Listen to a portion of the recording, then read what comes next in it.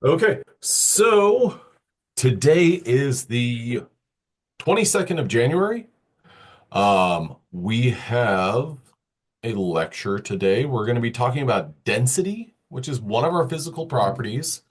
We've spent a little bit of time on density. We're going to spend some more, and then we're going to talk about temperature and heat. Um, so that's the content coverage for today. Now, I've got on Canvas currently posted three quizzes. 1.4,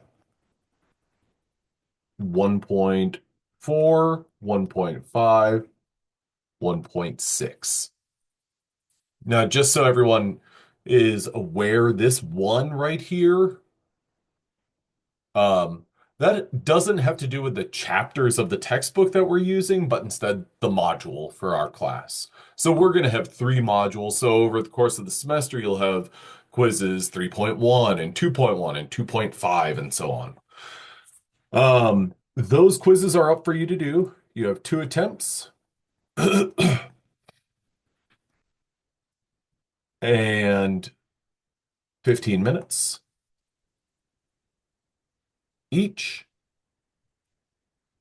Each quiz is five multiple choice questions. Then you also have two activities,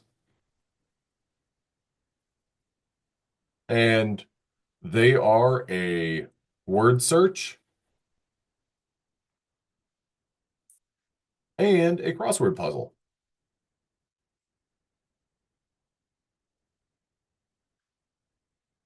Puzzle. I've got notes about how those need to be submitted. They'll be submitted on Canvas. Um, They are PDFs. You have a couple of options. You could print it up, you could work directly on the PDF. Either way, it needs to be submitted as a PDF. If you print it and write directly on there, then you'll need to take a picture of that document and copy and paste it into a Word doc or a Google Doc and convert that to PDF. That's not what you have to do, but that's the way that I typically do that sort of thing. If you can take a picture and there's plenty of apps out there that you can use that will take a picture and immediately produce a PDF. You're welcome to do that. Just make sure that it's legible. But like I said, if you want to work directly on the PDF, that works fine. So you can use Acrobat Reader, and that allows you to type onto a document and export that. Um, those everything is due Sunday at 11 p.m. So I'm going to stick with that in terms of our timeline. Um, then let's see. So those are the big items. If you have the OneDrive app, it can make. Oh, sweet. Okay, so OneDrive, which I think everyone has access to that through their Texas State account, so that's perfect. Um, then let's see. I think that those are the big announcements. The book is located on, so that's like on the PowerPoint that you're looking at right here. This Hill 1.7, that's a hyperlink to the that specific section in the textbook. Let me go ahead and I think that I've also got the textbook linked on the syllabus. But I think that you're right. I should probably add another link for the textbook. To our Canvas page. So I will do that later today. I'm going to make that a note to that. Link for textbook 1310. So I will add that on there. I apologize that that wasn't already up. But that's what I got. I hope you guys had a good weekend. I hope you enjoyed the long weekend. We are going to go ahead and proceed though. So we're talking about density. And whenever we talk about density, this is something that comes up to my head, and that is density is a two-dimensional unit. And whenever I say a two-dimensional unit, I mean you have to consider two variables. Those two variables for density are mass and volume. Now, typically when it comes to mass, you have something like this, a digital balance, with an apple on top of it. And this apple has a mass of 172.3. And then if you look really closely, I can see it kind of on my screen. And I think that if you have the PowerPoint open, you might be able to see it as well. There's a lowercase g here indicating that this apple has a mass of 172.3 grams. Now, one thing that I want to ask and just kind of get feedback from you guys through the chat, um, is the mass of this, and just answer yes or no. And this isn't really intended to be a trick question, but um, I want you to kind of take this as like, I'm going to be skeptical and critical. Is the mass of this apple 172.30 grams? Just answer yes or no.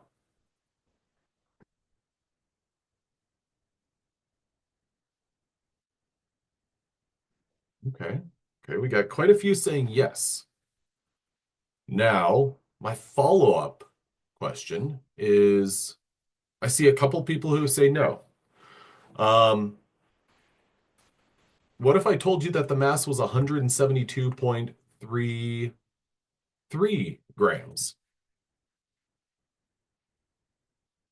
Is my question for you guys is saying that the mass of this apple is 172.33 grams versus 172.30 grams, and then looking at this instrument right here. Now I'm going to ask you the same question, or I'm going to rephrase my question. How do we know, or do we know? That's my question. Do we know that the mass of this apple is 172.30 or 172.33? No, we don't. Okay, awesome. Great responses. So this is just something where, it's not a big part of this class, but if you've ever heard the phrase significant figures, that's kind of what this is getting to. Now, what I'd like you to know or notice about this is this digital balance, it's kind of being honest. It has limitations.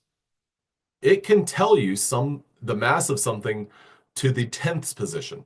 It can't tell you anything to the 100th position. So both of these numbers, 172.30 or 0.33, well, they're kind of equally right and equally wrong. Because if you say, oh, well, it's 172.30, then with this mass right here and this instrument that you have, you don't know that. Same thing goes for somebody who comes up and says it's 172.33. You're both kind of limited on what you can measure there. Okay, now mass is one of the dimensions. Our other dimension for mass is volume. So volume would be like the 3D space that something occupies. Now, typically when we think about volume, or whenever I think about volumes, I always think about like you know, I don't know why I took my coffee cup to the sink. That would have been an extremely useful example. But you have a glass, a container, and you know approximately the volume.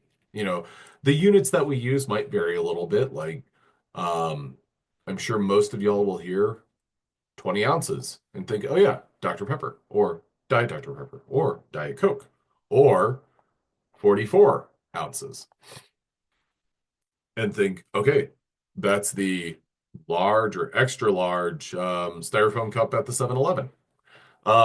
These are two volumes, ounces, fluid ounces. Typically, when it comes to volume, we're going to use units that are based in liters. What we might see, and what we see here, this graduated cylinder, you actually can't see it on this graduated cylinder, but unless this is, this would be very useful if we had some sort of like visual scale to compare this to. But I'm willing to guess that this is milliliters. I don't see it on the actual glassware, and it would say, um, it's probably like right here, but I can't see it well enough. Um, so chances are that's in milliliters. And most of the things that we'll work with when it comes to density will be using units that are milliliters. So typically when we're talking about density, we're going to be using G per ml.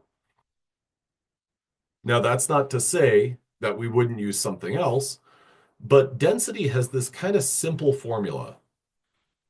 D, or density, is equal to mass divided by volume. Now, what are the units for density? Well, they are grams per milliliter or kilograms per liter. Okay. Now, this is something that's kind of tricky. Well, how can it be one or the other? Well, here's the thing. Grams per milliliter is the same as kilograms per liter. And you might think, well, how? They're they're different. Well, I want you to think about this. How many grams are there in 1 kilogram? Well, there's 1,000 grams. Perfect, Sophia, in 1 kilogram. Now, how many milliliters are there in 1 liter?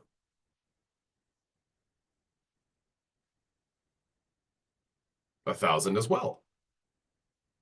Okay, so if I divided 1,000 by 1,000, what's my answer? Or if I said 1,000 grams divided by 1,000 milliliters, it's going to be 1. So that's why 1 gram per milliliter is equal to 1 kilogram per liter.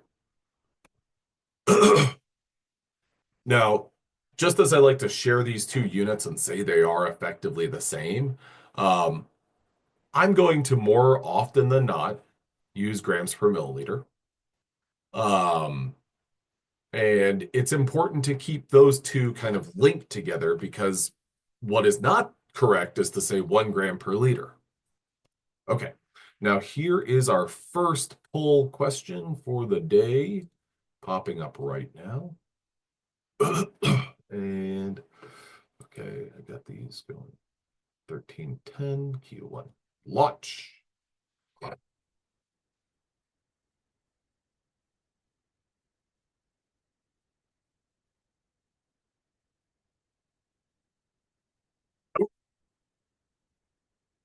Ooh,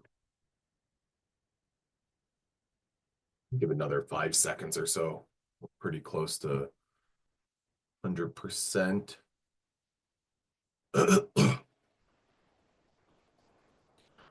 And give 5 more seconds. 4, 3, 2, 1, and pull. Share the results. Okay, so we ended at 95% of you got that right. Density is a physical property. It describes something physically about a substance. Um, Now, with that in mind, I just want to give it a little bit of an aside here.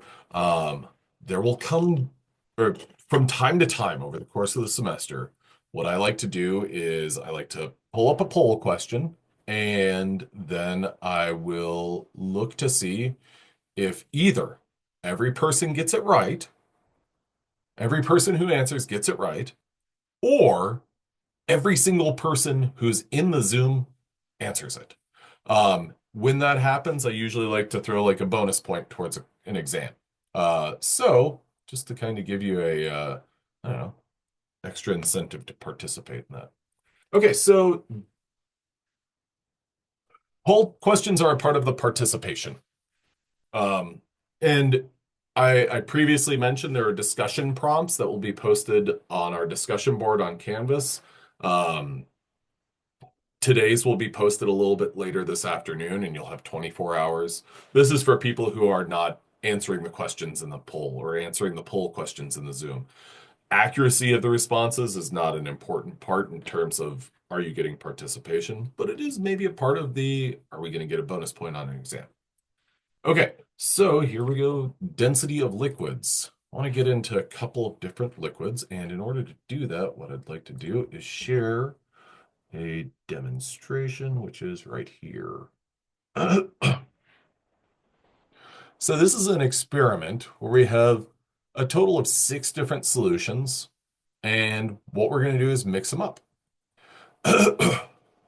All of these different solutions have different densities, and those different solutions are motor oil, milk, hand soap, corn syrup, vegetable oil, honey. So let's go ahead and see what happens as we add them. Okay, so we've added one. Now we're going to add some milk. What's going to happen in the milk? Well, it looks like it mixes up pretty well with that. That's probably the honey on the bottom. Yeah, it's honey on the bottom. Now we're going to add something that, ooh, does it separate? What's happening to that? It might take a minute, but that's hand soap.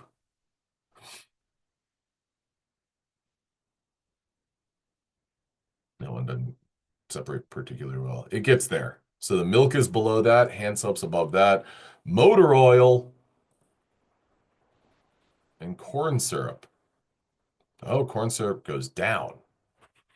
All right, so I can go ahead and pause it right here. One of the things that I think is really easy to kind of get mixed up on with respect to these different solutions is there's another property. Okay, so whenever anytime I look at this video, I always think of commercials, TV commercials for motor oil. And there's a word that starts with the letter V, as in victory. Viscosity. Yes, viscosity. Is now my question for you that I'm going to ask is viscosity a physical or a chemical property? That's kind of tricky. Physical. It's absolutely a physical property. Now, one of the things that whenever I see this on the reason I think of viscosity is I'm like, ooh, is the more viscous solution more dense? Sometimes, but not always. Um, so don't kind of fall into that trap. Okay, so we've got these different liquids. Let's go ahead and tackle a second poll question. Which is most dense? Hand soap, corn syrup, vegetable oil, or milk?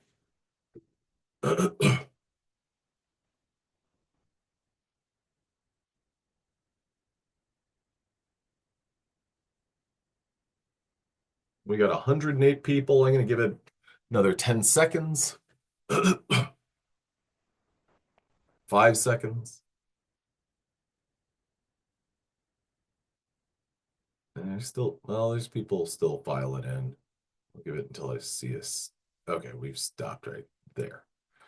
Okay, so the um, majority of folks answered that the correct answer is corn syrup. And you would be right. It is corn syrup because corn syrup's on the bottom there.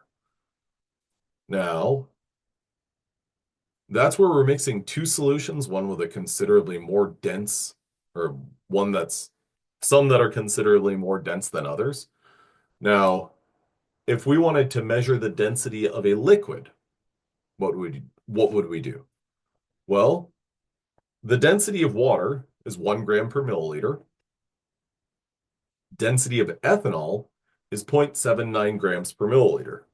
So what we could do with this, if we wanted to figure out the density of a liquid, is we could take 10 mils of ethanol, 10 milliliters of water, put them put them in separate graduated cylinders. And if we took ethanol and put it in a grad cylinder and water and put that in a grad cylinder, what would the mass of the ethanol be? And I'm going to write ETOH because that's the kind of shorthand notation for ethanol. What would the mass of 10 milliliters of ethanol be?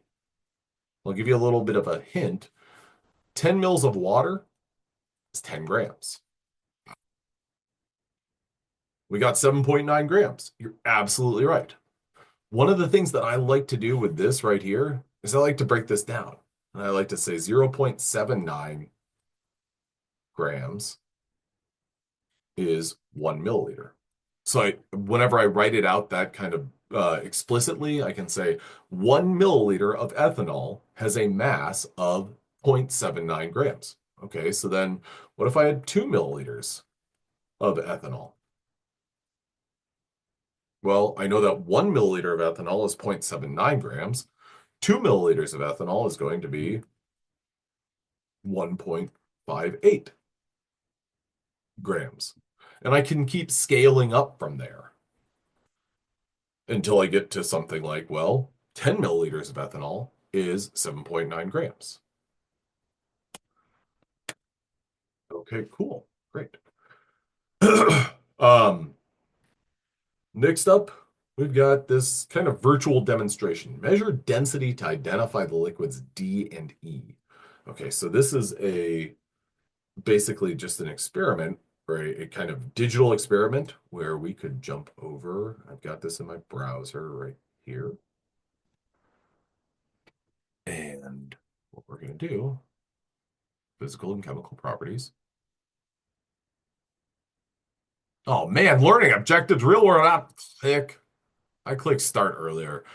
Okay, so I'm going to take my digital balance, put it on my scale. Or sorry, take my grad cylinder, put it on my digital balance.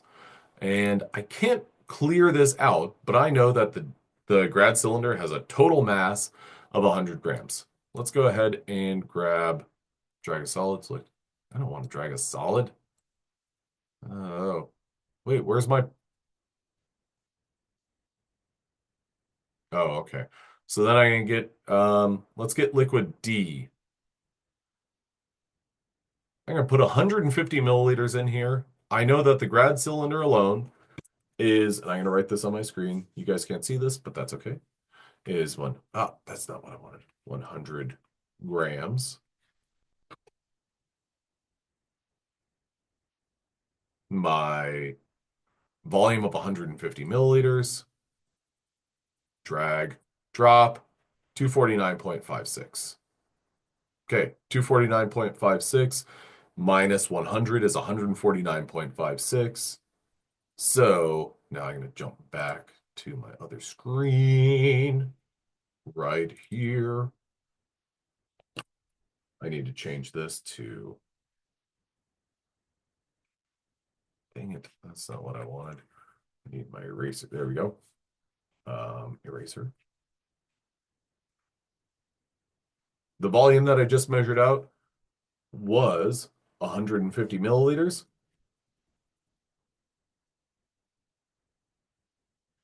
And then the mass of that was 149.6 grams. Can anyone do the calculation or give me a rough calculation with the density of this right here? 149.5 or 149.6 divided by 150.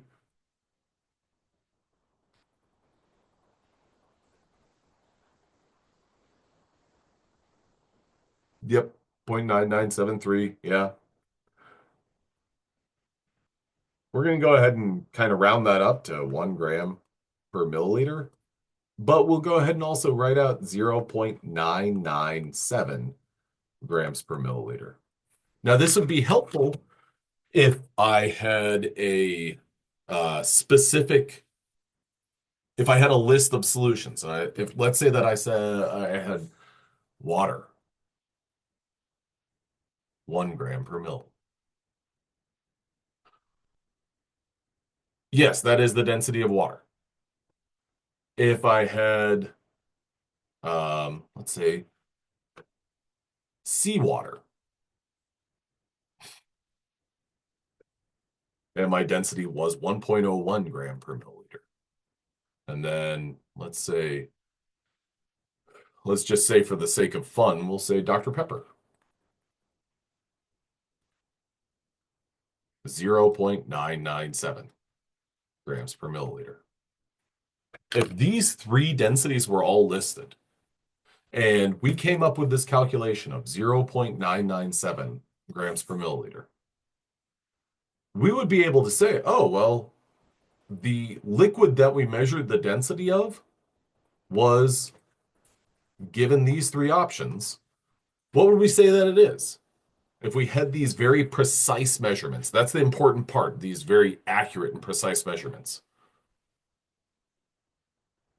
we can identify something based on a physical property like density. So we would be able to say, oh yeah, it's Dr. Pepper. I mean, in this example, we were pouring a clear liquid, so it's a little bit confusing, but you can use the density of something to identify it. You can, because it is a physical property. Are there other substances with similar and identical densities? Yeah, that happens. But that is kind of like it's kind of like a truth. Like this is, this does have a density of 0.997. Okay. Well, that's one kind of one vote almost of evidence that it is that solution. Okay. So now, so we've got an idea of how to measure the density of liquids. We can determine the volume by measuring in a graduated cylinder, determining the mass by putting that combination on a digital balance. So there we get our mass and our volume. Now, next up, here what we have, well, we've got a flat copper sheet. We've got a pair of flat copper sheets right there in cell A. And then in cell B, we've got this nice little cube. Okay. Now I'm going to ask you this poll question. Which sample of copper is more dense, the flat sheet, the cube, or neither?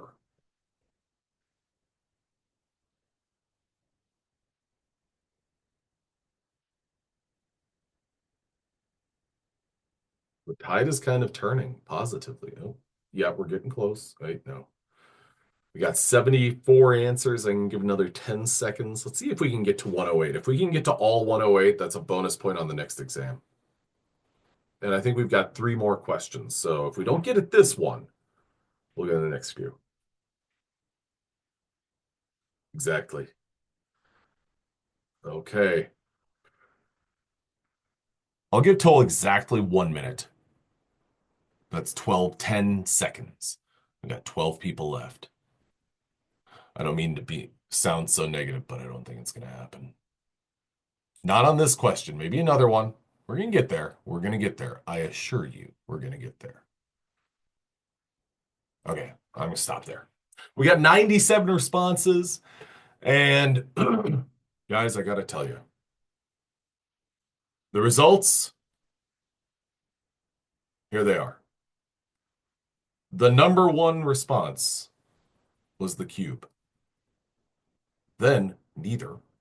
Then flat sheet. Okay, stop my share.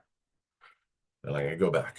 One of the things that I probably should have, or that I wanted to imply with this, but I should have said it explicitly. You've got to imagine that the mass of the sheet and the cube are the exact same. Okay, I like it. Lisa, perfectly fine. You've reconsidered? Totally fine. The correct answer is neither, because these two different substances have the exact same density. Now, what's the difference between them? We've got this cube, and if you think back to, maybe a geometry class or something like that. I know whenever I think about geometry class, I think of, I cannot remember that lady's name. She did not like me. And I remember, yeah, I do not remember her name to save my life. Um, I remember, yeah, she did not like me one bit. But maybe she was just jealous of my cube drawing abilities. I'm willing to say that's what it was, and I feel confident that's what it was. When you look at this cube and you try to calculate the volume of a cube by drawing V over and over and over again, well, what do you need? You need the width. That's one dimension. You need the length of it. And then you need the height, the last dimension. Because we see this thing in 3 dimensions. This is a cube. This is a 3D object. Okay, so if you had those different dimensions, you'd be able to calculate it. Okay, then you look at this flat sheet. What would you need to calculate the volume of that? Let's see. Okay, so you need this right here. We'll call that the length. And we need this right here. We'll call that the width. And then, does the sheet have a height? If we drove over it with a steamroller, it does.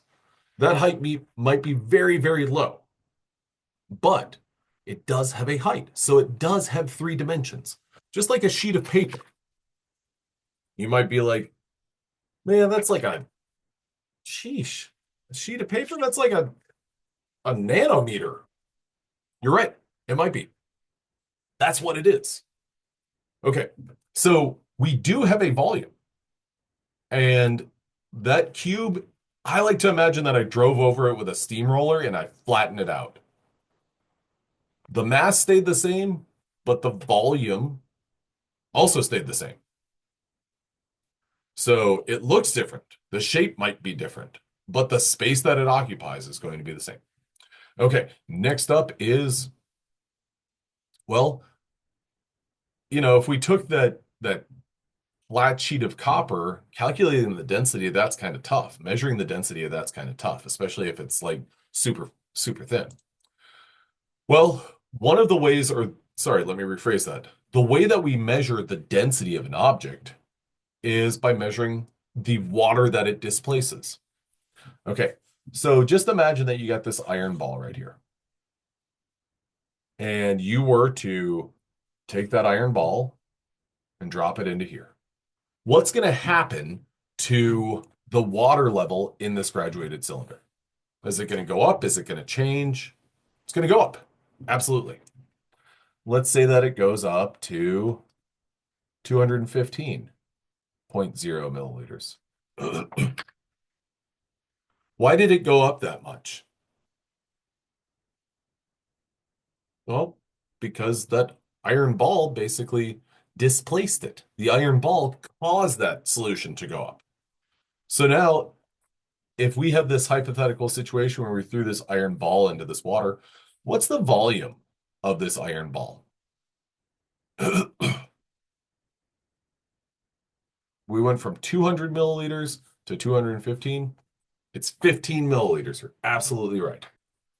Okay, now we're going to do, no, that one didn't work.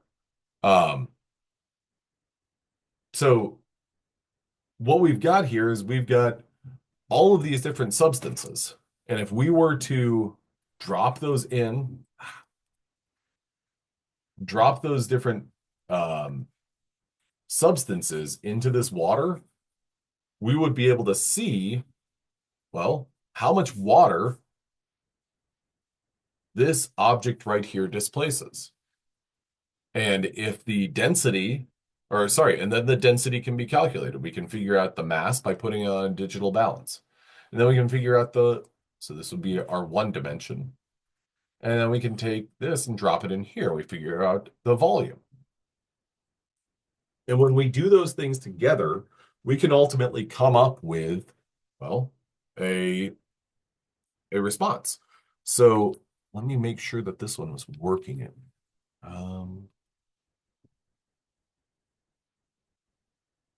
Yeah, that one's not working. Okay. So that's basically our mechanism to determine the density of something the density of a solid by measuring out a specific volume, recording the initial volume, measuring the mass of an object, dropping the object into that water, and seeing our new volume. Okay. Now, here what we have is basically a schematic of that. We've got this screw right here. We drop it in, it's 29.5 grams. And then we put it in the solution. Our solution here is about 35 milliliters. And then our new volume is approximately 40 milliliters. Or, yeah, it's about, well, can't see it too well. I'm going to go ahead and call that 39.5. So 29.5 grams per 4.5 milliliters. Do the calculation with my calculator tool. 29.5 divided by 4.5. And we get, in this case, about 6.5, 6.56. Thank you very much, Sophia. So taking that into consideration, what do you think this is? Do you think it's aluminum or do you think it's zinc? Haley, I got a private message. Where did I get the 4.5 milliliters from? I looked at this and I looked at this. So here we have our initial, and this is final. Notice in the initial graduated cylinder at the bottom, our screw is not in there. Then what we do is we record our initial volume, 35 milliliters. This is, so I'm using this grad cylinder. I'm looking at, yep, 30 and then approximately 35.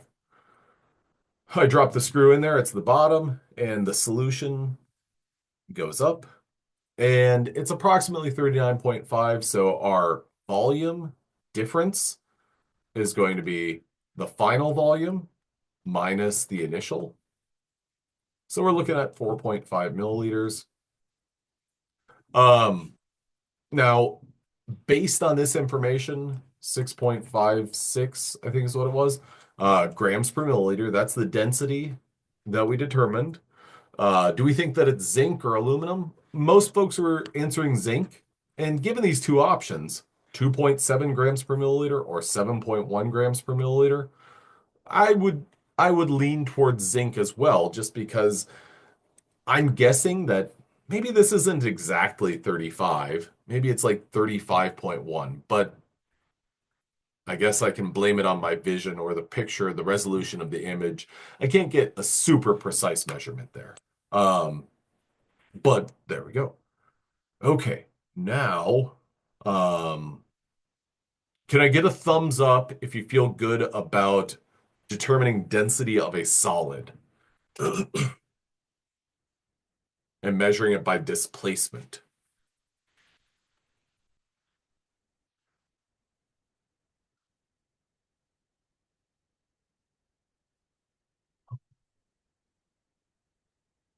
So chances are on your exam, you'll have questions that are like, 7 milliliters of water were displaced by 13.6 grams of this solid. What's the density of the solid? So anticipate those sorts of questions. Okay, now we can go on, and that's kind of the same thing there. Now I've got another demonstration here that I want to share with you guys.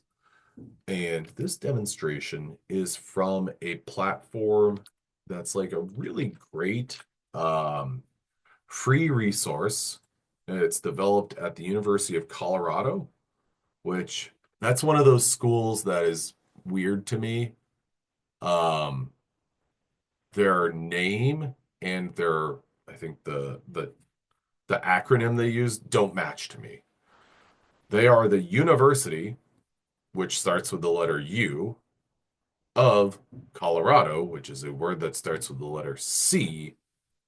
So I hear that and I think UC, but no, they go by CU, just like the University of Oklahoma. They are OU, but they are the University of Oklahoma. Silly to me. Okay, so here what we've got is basically a demonstration. And I'm actually going to switch over to this one right here. Oh, not that one, not that one. Sorry, just a second. My clicks compare. Oh, compare. That's what I want. Okay, we're going to compare. And this demonstration gives us a couple of different blocks. We've got a pool of water, and of all of these blocks, they all have the exact same mass. Okay. Now, what do you notice about them? What is different? So they all have the exact same mass, but what is different about them?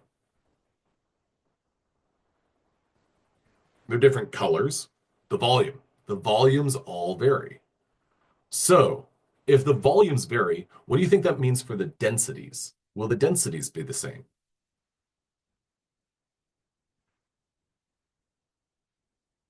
They will vary. You're absolutely right.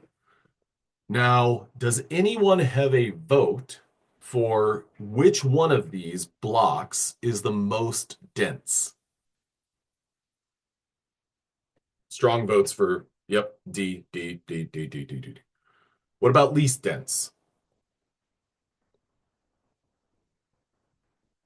Strong votes for B. Good, good showing, good showing. Okay, so if I were to take block B and block D and drop them into the water, we're going to see a difference, right? Let's go ahead and check that out.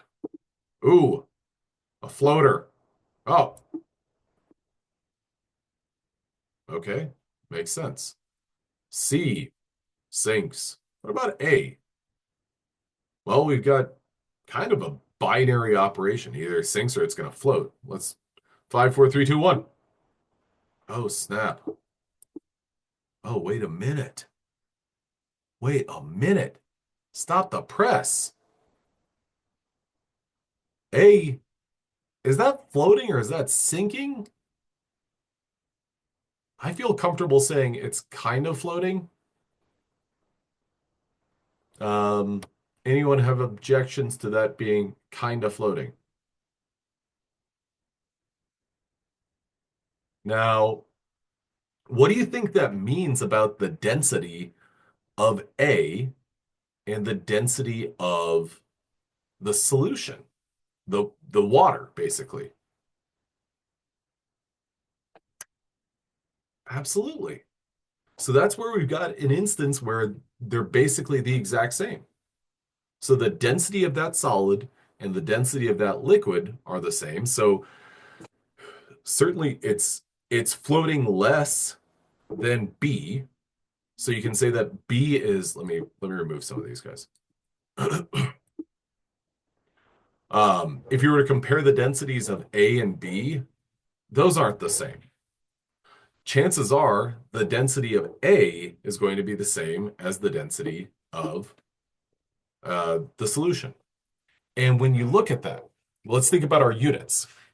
Our units for density were grams per milliliter, but 1 gram per milliliter is the same as what other unit measurement or what other, yeah, variation on that?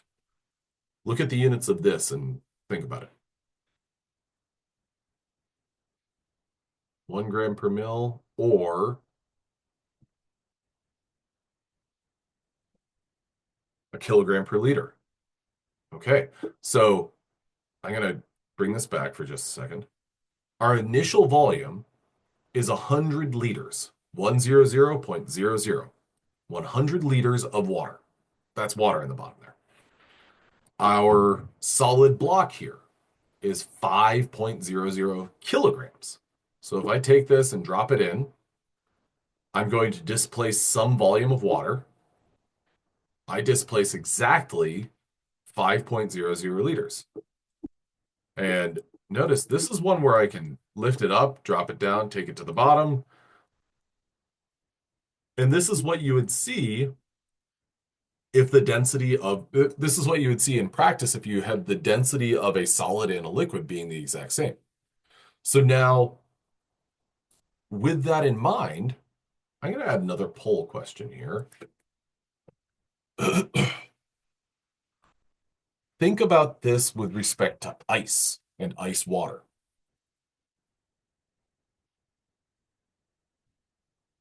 Don't answer yet. Don't answer yet.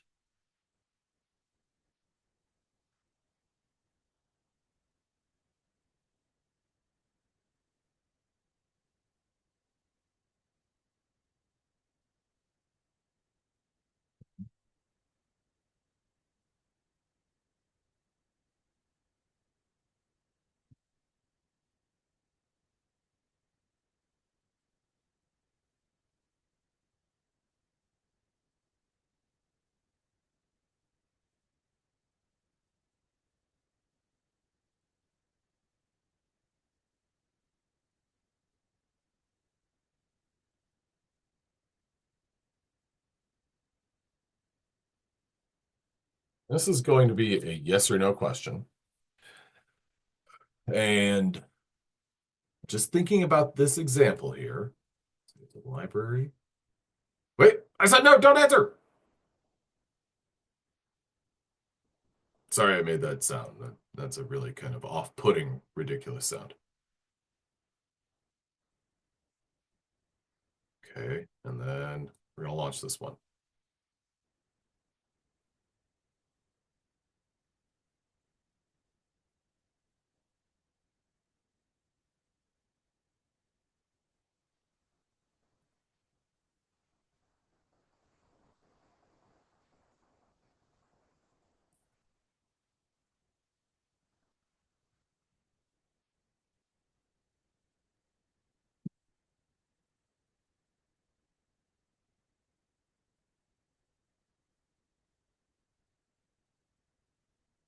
I'll give 10 more seconds to see if we can get all 111 people to answer it.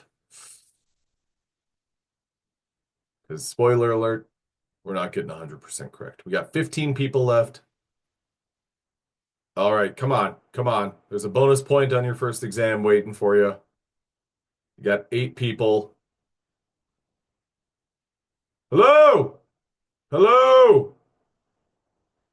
Hello? Wake up!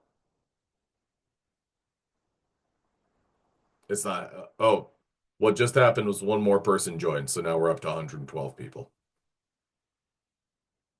7 people left. 3, 2, 1, and pull. We couldn't do it. Okay, my question was, do ice and water have identical densities? Well, let's think about this. When you add ice to a glass of water, what happens to that ice? Floats. It floats. So if it floats, what does that mean about the density of ice compared to water? It's less dense. So they don't have identical densities. Are they similar? Yeah, absolutely. But they're not identical. Now, if ice was even less dense, well, it would float even higher on the surface of water. If you think about like styrofoam or something like that, styrofoam is less dense than water, much less dense than ice, because if you put styrofoam into a glass of water, it's just going to float on top. Okay, so there we go. We've done the comparisons. We looked at those. You can play around with different densities, different volumes, and see how they vary. Of all those different blocks, what we held constant was the mass. The volumes differed, and so their densities differed. So density is an equation that you can rearrange as well. One of the things that you should kind of get ready for on an exam question was similar to what we saw earlier. And that was a good question would be, let's say that you have the density of a substance. Let's say you've got density equals 6.4 grams per milliliter. And you have 55 grams of that substance. This would be your mass. The question could be, what volume does it occupy? Well, if you wanted to do that, all that you would need to do is manipulate this equation right here. Just kind of rearrange it. And how do we rearrange an equation? Well, we figure out which variable we want to isolate. Volume, or V, is what we want to get by itself. So in order to do that, we multiply V by each side.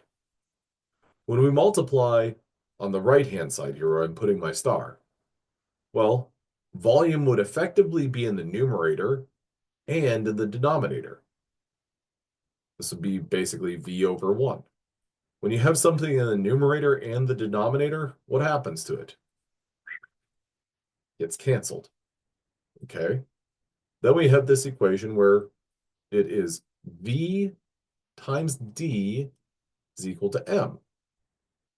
Well, what do we want to do? We again want to get volume by itself. So we're going to take this equation and divide each side by density. So dividing the left side by density, we can cancel out density, which gives us volume is equal to mass divided by density. So we have 55 divided by 6.4, and we would get our answer based on that. 55 divided by 6.4 would be something like 9 something. I don't know exactly, but that's how we do this. We need to be able to rearrange this equation. So make sure that you practice that sort of math. That sounds about right. Thank you very much for answering that. Okay, does anyone have any questions about density? The important takeaways for density, I would say that there's 3. Be able to calculate the density of a liquid. So measure the volume with a graduated cylinder and the mass of that. Take the mass divided by the volume. Calculating the density of a solid. The most direct way to do it is by calculating the volume that that solid displaces and determining the mass of that solid. So we've got the mass of our solid divided by the volume that it displaces, mass divided by volume, density. Last but not least is what we saw in the previous slide, where we are able to manipulate the equation density is equal to mass over volume. Can you rearrange that equation to solve for volume? Can you rearrange that to solve for mass? And if so, how do you do it? And what I just went through of isolating volume is basically what you want to do. Okay, now what we're going to do is we're going to move on to heat and temperature. Now, what we do in this class is we need to be able to convert between 2 different units. If you were to walk outside or if you were to pull up your weather app on your phone, chances are your temperature is going to be measured in degrees Fahrenheit, which we denote that with this little circle F or the naught symbol, NAUGHT, and capital F. So, it's 45 degrees outside. Okay. Degrees Celsius. The degrees F are empirical units and degrees Celsius are the metric unit that is used kind of globally. Chemists will use degrees Celsius, but more times than not, chemists are going to use Kelvin. And in order to convert, or what we need to be comfortable with doing is converting from degrees Celsius to Kelvin. Okay. How do we do that? Well, we use this formula. Simpler than that, whatever the temperature is in degrees Celsius, all that you have to do is add 273 to it. And when you add 273 to it, you get the temperature in Kelvin. Okay. So quick responses in the chat before I pull up the poll question.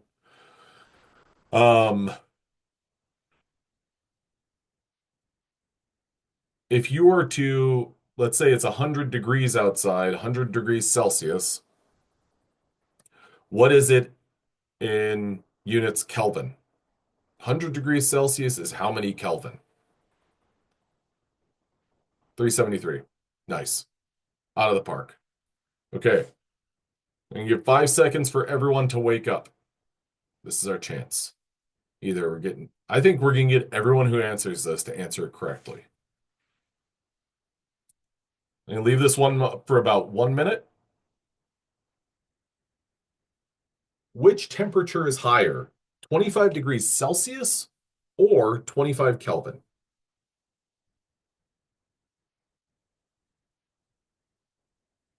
Okay, we're not going to get 100%, but, or 100% correct, but we can get 100% participation. I know we can. I know we can. We're more than halfway there. We're at 60%. It's really like 12 people that we're focused on.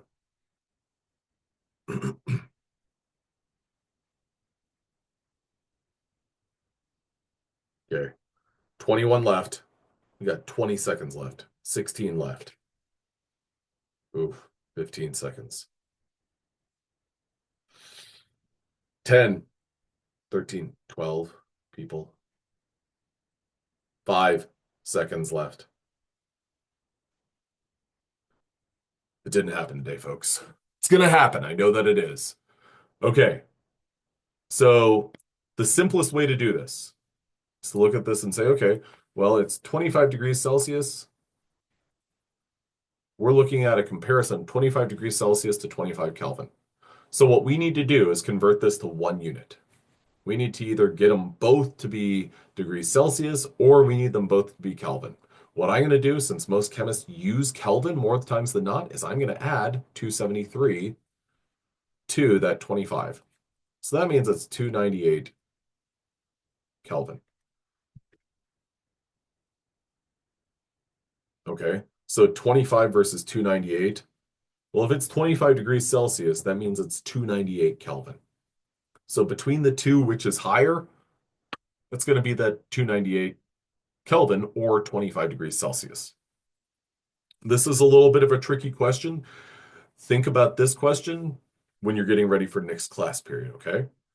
Now, the last part of today's lecture is really just this. When we compare temperature scales, we've got our Fahrenheit scale on the far left there. The difference between a boiling point and freezing point is 180 degrees. The difference between the Celsius and the Kelvin scale is, well, it's 100 degrees. And so freezing point of water in degrees Celsius is 0. 100 degrees Celsius is your boiling point. The difference between, or what's most significant about the Kelvin scale is the Kelvin scale is what's known as an absolute scale. So what that means is that the Kelvin scale never negative. That's the most important thing aside from the conversion from degrees Celsius to Kelvin. Okay, I just got a private message unrelated to right now, but we will have 2 activities and 3 quizzes every week. Yep. I like planning ahead, so if not, do you think you could post an outline of all these assignments? Go ahead and expect 3 quizzes, 2 activities, due every single Sunday at 11 p.m.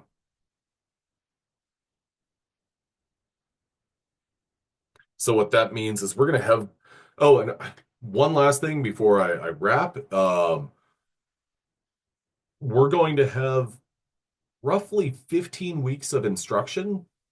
1 was done last week, 2 is done today. That means you're going to have about 45 quizzes. I will drop your 6 lowest quizzes.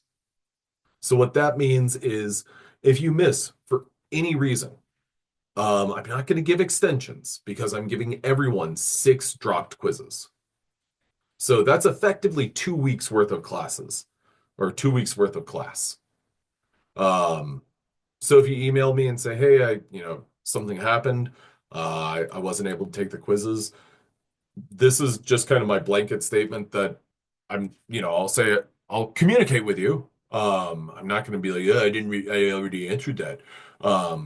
But you're going to have 6 quizzes dropped, so I'm not going to like extend due dates or anything like that. But that's what I've got for today. I've got office hours at 12:30.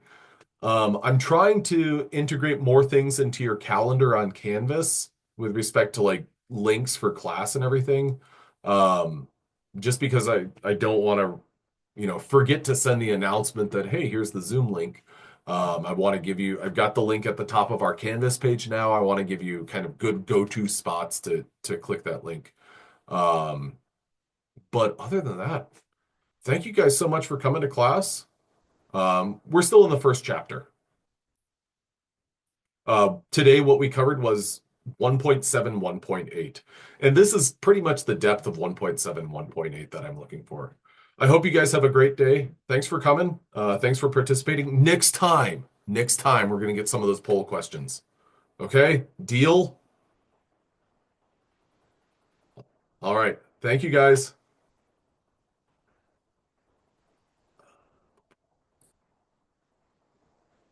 Stop recording.